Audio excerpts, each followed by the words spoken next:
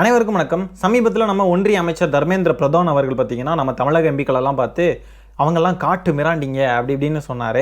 அதுக்கு நம்ம தமிழக எம்பிக்கள்லாம் கடுமையான கண்டனங்களை தெரிவித்து அவர் அதுக்கப்புறம் அதை திருப்பி வாங்கிக்கிட்டாரு. மன்னிப்பு கேட்கல.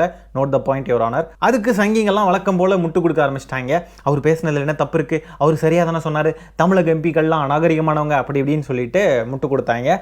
அதில் ஒரு பெருமுட்டா ஒன்றிய நிதி அமைச்சர் நிர்மலா சீதாராமன் அவர்கள் என்ன சொல்லியிருக்காங்க அப்படின்னு பார்த்தீங்கன்னா, தமிழக எம்பிக்களை காட்டு மிராண்டிகள் அப்படின்னு சொன்னதுக்கே தர்மேந்திர பிரதான் அவர்களை நீங்கள் வருத்தப்பட வச்சிங்களே, அவர் பேசினதை திரும்பி வாங்க வச்சிங்களே. பெரியார் அப்படின்ற ஒரு நபர் பார்த்தீங்கன்னா தமிழை காட்டு மிராண்டி மொழின்னு சொன்னார், தமிழர்களை காட்டு மிராண்டிகள்னு சொன்னார். ஆனால் அவரை தான் கொள்கை தலைவராக வச்சுருக்காங்க, அவரை தான் எல்லா ஆஃபீஸ்லேயுமே ஃபோட்டோ தொங்க விட்டுருக்காங்க அப்படின்னு சொல்லிட்டு அவங்களோட ஆதங்கத்தெல்லாம் வெளிப்படுத்திக்கிட்டு இருந்தாங்க. அதுக்கு பார்த்தீங்கன்னா நம்ம தாவேகா தலைவர் விஜய் அவர்கள் பார்த்தீங்கன்னா ஒரு ரிப்ளை பண்ணி ஒரு ட்வீட் போட்டிருக்கார். அந்த ட்வீட்டில் என்ன தெரியுமா சொல்லியிருக்காரு, பெரியார் வந்துட்டு தமிழை காட்டுமிராண்டி மொழி என சொன்னார் என்பதற்காக நிஜமாகவே ஒன்றிய அரசின் நிதியமைச்சர் அவர்களுக்கு வருத்தமா, அப்படி எனில் மும்மொழி கொள்கையை தமிழ்நாட்டில் திணிக்காமல் இருக்கலாமே அப்படின்னு சொல்லியிருக்கார். அடுத்த லைன் இதுதான் ரொம்ப ரொம்ப முக்கியமான வரி, கேட்டுக்கோங்க. முரண்களை கடந்து எங்கள் கொள்கை தலைவரான பெரியாரை தமிழ்நாடு இன்றும் ஏன் போற்றுகிறது என்பதை சொல்லித்தான் தெரிய வேண்டுமா என்ன அப்படின்னு சொல்லி போட்டிருக்கார். அப்போ தந்தை பெரியார்கிட்ட இவருக்கு சில முரண்கள் இருக்குது. ஏற்கனவே சொல்லிட்டாரு, கடவுள் நம்பிக்கை விஷயத்தில், கடவுள் சம்மந்தப்பட்ட விஷயத்தில் தந்தை பெரியாருடைய கருத்துக்களை நான் ஏற்றுக்க போகிறது கிடையாது, சமூக நீதி, சமத்துவம், பெண்ணுரிமை போன்ற கருத்துக்களை தான் நான் ஏற்றிருக்கேன் அப்படின்னு சொல்கிறார். ஆனால் தந்தை பெரியாரே வந்துட்டு இந்த சமூக நீதிக்கெல்லாம் அடித்தளமாக பிரச்சனையாக இருக்கிறதே கடவுள் தான், அப்போ அந்த கடவுளையும் நான் எதிர்ப்பேன் அப்படின்னு சொல்லிட்டு தான் தந்தை பெரியார் சொல்லியிருக்காங்க. அப்படி இருக்கிறப்போ அந்த கடவுள் எதிர்ப்பை பேசாமல் இது எதுவுமே பேச முடியாது. சரி, அது ஓகே ஃபைன், இது இவருடைய விருப்பம்னு வச்சுக்கலாம். வேறு என்ன விஷயத்தில் முரண் இருக்குது? அப்போ தமிழை காட்டுமிராண்டி மொழி, தமிழர்கள் காட்டுமிராண்டிகள்னு சொன்ன விஷயத்தையும் முரணாக தான் பார்க்குறாரா விஜய் அவர்கள்? கொள்கை தலைவர்கிட்டே அப்போ முரண் இருக்குதா? முரண் இருக்குதுன்னா அப்போ நீங்கள் கொள்கை தலைவராக வச்சுருக்கக்கூடாதே. இப்போது ஒரு சிம்பிளாக உங்களுக்கு புரிகிற மாதிரி சொல்கிறேன் பார்த்துக்கோங்க. இப்போ அண்ணல் அம்பேத்கர் இருக்காங்க அப்படின்னு சொன்னாலும் அண்ணல் அம்பேத்கர்கிட்டையுமே முரண் இருக்கிற சில விஷயங்கள் இருக்கும். ஆனால் அம்பேத்கர்கிட்ட இருக்கிற முரண்களை யாருமே மையப்படுத்தி பேச மாட்டாங்க. ஆனால் அந்த பெரியார்கிட்ட மட்டும் முரண் இருக்குன்னு பேசி அதை ஊதி இப்போ எந்த அளவுக்கு கொண்டு போயிட்டாங்கன்னா பாருங்கள், தந்தை பெரியாரை கொள்கை தலைவராக ஏற்றுக்கிட்ட ஒரு நபரே அவர்கிட்ட முரண்கள் இருந்தாலும் அவரை நாங்கள்லாம் கொண்டாடுறோம் அப்படின்னு சொல்கிறாங்க. ஆனால் இதே மாதிரி அண்ணல் அம்பேத்கரை சொல்ல முடியுமானா சொல்ல மாட்டாங்க. ஏன்னா அண்ணல் அம்பேத்கர்கிட்ட முரண் இருக்கிறத அது ஒரு ஹியூமனுடைய எரராக மட்டும்தான் பார்க்குறாங்க. ஆனால் தந்தை பெரியார்கிட்ட அதே ஹியூமன் எரர் இருக்குது அப்படின்னு சொன்னால் அதை ஒரு பெரிய குற்றம் மாதிரி சித்தரித்து கொண்டு போயிட்டாங்க. தந்தை பெரியார் காட்டுமிராண்டி மொழின்னு ஏன் சொன்னாருன்னு நம்ம ஏற்கனவே பல தடவை சொல்லிட்டோம். இருந்தாலும் இந்த வீடியோவுடைய எண்டிங்கில் ஒரு 4 நிமிஷம் வீடியோ நான் அவனை அட்டாச் பண்ணுறேன். அதில் தந்தை பெரியார் தெளிவாக பேசின அந்த ஆடியோ இருக்குது. அவர் எந்த சமயத்தில் எதுக்காக காட்டுமிராண்டி மொழி அப்படின்றத சொன்னார் அப்படின்னு சொல்லிட்டு நீங்கள் நேரம் இருந்தால் அதை ஃபுல்லாக பார்த்து தெரிஞ்சுக்கோங்க தயவு செஞ்சு. மனிதன் அப்படின்னாலே பிழைகள் கண்டிப்பாக இருக்கும். இப்போ நான் ஏற்கனவே நிறைய வீடியோஸ் போட்டிருக்கேன். எல்லா வீடியோலையுமே நான் சரியாக பேசியிருக்கேனா அப்படின்னு கேட்டிங்கன்னா கண்டிப்பாக இருக்காது. உங்களுக்கு முரண்படுற கருத்துக்கள் என்கிட்ட இருக்கும். ஆனால் ஒருத்தவங்க பயணிக்கிற பாதை என்ன மாதிரியான பாதை, அவங்களுடைய நோக்கம் என்ன அப்படின்றது தான் முழுமையாக நம்ம பார்க்கணுமே ஒழிய அதை தாண்டி அவங்கக்கிட்ட இருக்கிற சில முரண்களெல்லாம் பெருசாக்கி அதை ஊதி அதை வச்சே அவங்கள டம்ப் பண்ணுறது அப்படின்றதுக்குல அது ரொம்ப ரொம்ப பெரிய தப்பு. அதை தான் இந்த சங்கிங்க ஏற்கனவே பண்ணிக்கிட்டு இருக்காங்க. இந்த சங்கிங்க பண்ணுறதையெல்லாம் தூக்கிட்டு கொள்கை தலைவராக ஏற்றுக்கிட்ட நபரே அவர்கிட்ட முரண்கள் இருக்குது அப்படின்னு சொல்லிட்டு பேசிகிட்டு இருக்காரு. நம்ம இந்த உலகத்தில் பார்க்குற எந்த நபராக வேணா இருக்கட்டுங்க, நம்ம வீட்டிலையே நம்ம தாய் தகப்பன், நம்ம உற்றார் உறவினர், பெத்த குழந்தைங்க எல்லார்கிட்டையுமே நமக்கு முரண் இருக்கும். ஒரே கருத்து எல்லாருக்குமே இருக்காது. அப்படி இருக்கிறப்போ அவங்க வேறு மாதிரி ஒரு கருத்தில் இருக்காங்க, அவங்களுக்கு ஒரு கருத்து வேறு மாதிரி இருக்குது அப்படின்றதுக்காக அவங்கள குத்தி அந்த நபரை அப்படியே தூக்கி எரிஞ்சிட முடியுமா? அவங்க எந்த உறவில் நம்மக்கிட்ட இருக்காங்களோ அந்த உறவாக தான் நம்ம அவங்கள பார்ப்போமே ஒழிய அவங்க சொன்ன ஒரு வார்த்தையோ அவங்க அதுலேயும் அவங்க எதுக்காக பேசுகிறாங்க அப்படின்றது ஒன்று இருக்குல்ல, அவங்களோட இன்டென்ஷன் என்ன, அந்த வார்த்தையை ஏன் சொன்னாங்க அப்படின்றது ஒன்று இருக்குல்ல.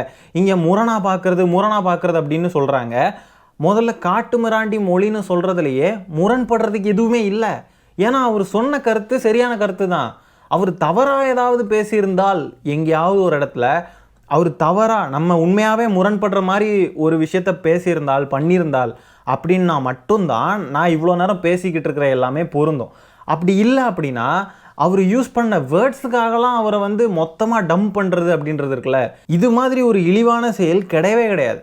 அந்த இழிவான செயலையும் புரிஞ்சிக்காம இந்த மாதிரி ஒரு நரேட்டிவை தந்தை பெரியார் மேலே ஏன் செட் பண்ணுறாங்கன்றது கூட புரியாமல் அவர்கிட்ட முரண்கள் இருந்தாலும் அப்படின்னு சொல்லி பேசுகிற ஒரு நிலைமைக்கு விஜய் அவர்கள் வந்திருக்கார். அப்படி பேசுகிறார் அப்படின்னு சொன்னால் இவருக்கு ஒன்றுமே தெரியலைன்னு தான் அர்த்தம். தமிழ்நாட்டில் தந்தை பெரியாரை சரியாக ஏற்றுக்கிட்ட யாருக்குமே அவர்கிட்ட முரண்பாடுகள் இருக்க முடியாது. ஹியூமன் எரர்னால ஹியூமன் மேக் பண்ணுற மிஸ்டேக்கெல்லாம் வந்து முரணாக எடுத்துக்கணும் அப்படின்னா அப்படி எடுத்துக்கவே முடியாது. அப்படின்னா கூட இருக்கிற நம்ம கூட பழகிற ஃப்ரெண்ட்ஸில் இருந்து எல்லாரையுமே வந்து முரணோட தான் டீல் பண்ணிக்கிட்டே இருக்கணும். அதுக்கு அவங்கள ஒதுக்கி தான் வைக்கணும். அவர் பேசின விஷயங்கள் கூட ஹியூமன் எரரில் வராது. காட்டு மிராண்டி மொழின்னு சொன்னது, இந்த மாதிரி பல விஷயங்கள் வச்சுருக்காங்கல்ல, இது எதுவுமே அந்த ஹியூமன் எரரில் கூட வராதுன்றது தான் நான் சொல்லிக்கிட்டு இருக்கேன். ஏன்னா அவர் சொன்ன இன்டென்ஷனும் அவர் சொன்ன நோக்கமும் உன்னதமானது, சரியானதும் கூட. அதனால் அதில் முரண்படுறதுக்கு எதுவுமே இல்லை.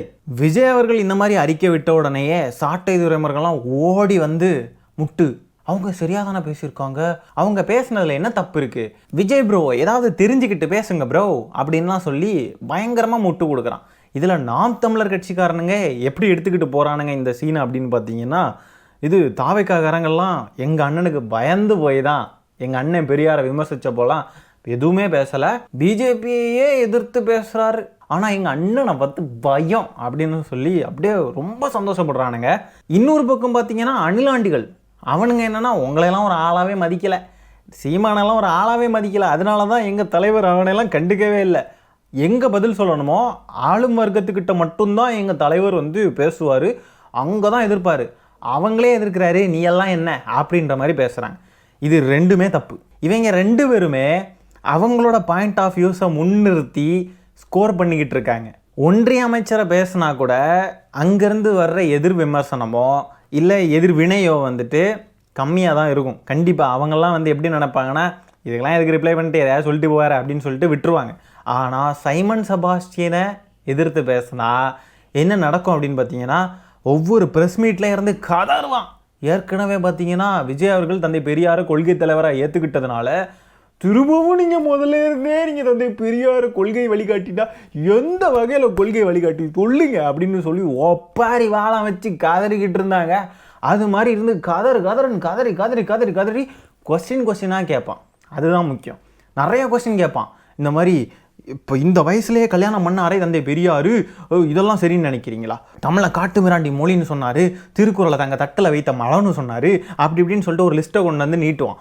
விஜய் அவர்களுக்கு அதுக்கு பதில் சொல்ல தெரியாது, பதில் சொல்ல வராது, எதுவுமே தெரியாது. அதனால இவங்கிட்ட பதில் சொல்ல முடியாதே அப்படின்றதுக்காக விஜய் அவர்கள் எதிர்வினை ஆற்றாமல் இருந்தோர் அப்படின்றது தான் நிதர்சனம். சைமனுக்கு பதில் சொன்னால் அவன் போகிற இடமெல்லாம் குறைப்பான், அவன் குறைக்கிறான்னா அவனுக்கு பதில் சொல்ல முடியாது.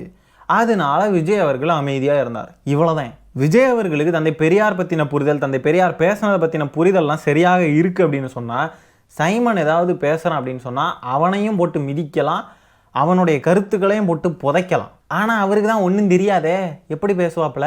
இப்போ நிர்மலா சீதாராமன் அவர்களை எதிர்த்து பதிவு பண்ணியிருக்கிறதுலுமே கூட முரண்களை கடந்து அப்படின்னு சொல்லி போட்டிருக்காருன்னா, அப்போ இவர் எப்படி சைமன் செபாஸ்டியனை எதிர்த்து பேசுவார்னு நீங்கள் நினைக்கிறீங்க? கண்டிப்பாக அதுதான் பிரச்சனை. இவருக்கு ஒன்றும் தெரியாது, அவன் குறைப்பான், அவ்வளோதான் இங்கே பிரச்சனை. நான் இதில் பச்சிபாஸ் காலேஜில் அன்னைக்கு நான் பேசுகிற போது சாதாரணமாக இருக்கிற போது சொன்னேன், நம்ம இலக்கியம் எழுதுகிற முட்டாளு ஆரம்பத்திலேயே கல்யாண வீட்டிலேயே அவன் செவில பின்னால போயிட்டான்னு எழுதுறானே, இந்த மாதிரி ஒரு இலக்கியம் யாருக்கு என்ன லாபம் அப்படின்ட்டு நான் அந்த இதை பற்றி சொன்னேன். சிலப்பதிகாரத்தை பற்றி அதுக்கு அந்த புலவன் ஒரு பையனை பிடிச்சி உட்கார்ந்துக்கிட்டு, நமக்கு சரியா படிக்க தெரியல, ஆண்களால் இதையெல்லாம் குற்றம் சொல்றோம், பன்னெண்டு அவன் ஜவுளியா வீட்டுக்கு போனது தப்பு தான், அது அவன் பேர்ல தப்பு இல்ல, கண்ணகே கவர்ச்சியா இல்லை, அதாவது புருஷன் கண்ணுக்கு அழகா இல்லையாவோ அப்படியே சொன்னான். பச்சைபாஸ் காலேஜ் புலவர் அவங்க நினைச்சேன் நான் இப்படிப்பட்டவனுக்கெல்லாம் புலவர் வேலை கொடுத்திருக்காங்களேன்னு. கவர்ச்சியா இல்ல, அதனால அவன் அவ பின்னால போயிட்டான். உங்க வீட்டுக்காரருக்கெல்லாம் நீங்க கவர்ச்சியா இல்லாட்டா அந்த வீடு அப்படி போயிட வேண்டியது. நீங்க தர முடியாம உப்பு போட்டு சாப்பிடாம பாயில் படுக்காம கீழே படுத்துக்க வேண்டியது. ஏண்டா படிச்சிருக்கேன்னா நான் கவர்ச்சியா இல்லை என் புருஷனுக்கு அப்படின்னா என்ன அர்த்தம்? அதே மாதிரி எழுதியிருக்கிறான். நீயா பயிற்சின்னா அசுத்தம்,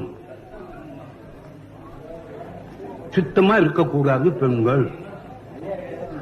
நான் எத்தான் சொன்னேன், எவ்வளவு வேதனை எனக்கு இருக்கும். வள்ளுவம் பாடுனா என்னமோ பெய்யும் மழை, புருஷனை கடவுளை கும்பிடாம புருஷனை கும்பிடுறவோ மழை பெய்யுன்னா பெய்ய வேணும்னு. எவ்வளவு கொடுமையான கருத்து. ஒரு பெரிய இலக்கிய கருத்தா முக்காலத்துக்கும் அறிவாளி சொன்னான்னு எழுதி வச்சிருக்கிறான். தெய்வம் தொழால் மன்னிக்கணும், நன்றி. சாமி கும்பிட மாட்டா, புருஷனையே தான் கும்பிடுவா. அவன் மழை பெய்யும்னா பெய்யணுமா, அந்த பெயரை சேவடியால் கும்பிட்டு இருக்கலாம். நான் ஏன் இதெல்லாம் சொல்றேன்னா, இந்த பழைய குப்பையெல்லாம் உங்க மூலையில போட்டு அழித்து வச்சிருக்காங்க. நாம ஏன் முட்டாளா இருந்தோம்? கோவிச்சு கூடாது. கட்டுமிராண்டியா ஏன் இருந்தோம்னா, நீங்களும் நானுமா இருக்கலையே.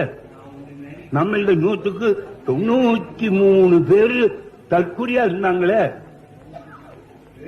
சும்மா இங்க வீட்டுல படக்கா இங்க உட்கார்ந்துக்கிட்டு நான் பேசல. நான் ரஷ்யா போயிட்டு வந்திருக்கேன், ஜெர்மனி போயிட்டு வந்திருக்கேன், இங்கிலாந்து போயிட்டு வந்திருக்கேன், ஸ்பெயின் போனேன், துருக்கி போனேன், ஈஜிப்ட் போனேன், கிரீஸ் போனேன். நல்ல ஊர்கள் எல்லாம் 10-20 ஊருக்கு போய் வேலைக்காரன் ஊர்ல ஒரு வருஷம் சுத்தி பார்த்துட்டு வந்தேன். அவங்க பொம்பளைகள ஆம்பளைகள அவங்க குழந்தைகள. அவங்க பள்ளிக்கூடத்து பாடம் என்ன தெரியுமோ? பையன் இவன் நாட்டு இருக்கிற பையன் என்ன படிக்கிறான், இவன் பெரிய பையன், இன்னும் சின்ன பையன். இந்தியான்னு ஒரு நாடு இருக்குது, அந்த நாட்டுக்காரனுங்க சுத்த காட்டுமிராண்டி பசங்க. அவனுக்கு இத்தனை கடவுள், அவன் கடவுளுக்கு இத்தனை பொண்டாட்டி, அவன் கடவுளுக்கு இத்தனை வப்பாட்டி, அவன் கடவுளுக்கு வருஷத்துக்கு இத்தனை தடவை கல்யாணம். அது தேவடியா வீட்டுக்கு போகும். இவ்வளவு காட்டுமிராண்டி பசங்க உள்ள நாடு இந்தியா. யார் இங்க மறுக்கிறாங்க?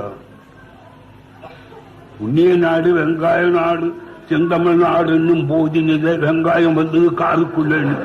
நீ இங்க என்னடா கேட்கிற? அவன் என்ன சொல்றான்னு கேட்டாலவா உன்னுடைய நாட்டினுடைய யோகிதை தெரியும். இங்க பாடி போட்டா போதுமா? அங்க போனால்தான் தேள் கொட்டுது காதுல. ஏன் சொல்றேன்னா, துணியது இல்லை மக்கள், மக்களுடைய நன்மை பற்றி கவலை எடுத்துக்கிறது இல்லை. சரி மக்களே, இந்த காணொலியை நான் இதோட என் பண்ணிக்கிறேன். இந்த வீடியோவில் நம்ம பேசியிருக்கிற விஷயங்களை பற்றி உங்களுடைய கருத்துக்கள் என்னன்றதை கமெண்ட்டில் பதிவு பண்ணுங்கள். வீடியோ பிடிச்சிருந்தா ஒரு லைக்கை தட்டி விட்டு 4 பேருக்கு ஷேர் பண்ணுங்கள். முக்கியமாக நம்ம சேனலை சப்ஸ்கிரைப் பண்ணி வச்சுக்கோங்க. மீண்டும் இன்னொரு காணொலியில் சீக்கிரமாக உங்களை சந்திக்கிறேன். அது வரைக்கும் டடாவா பை, டேக் கேர்.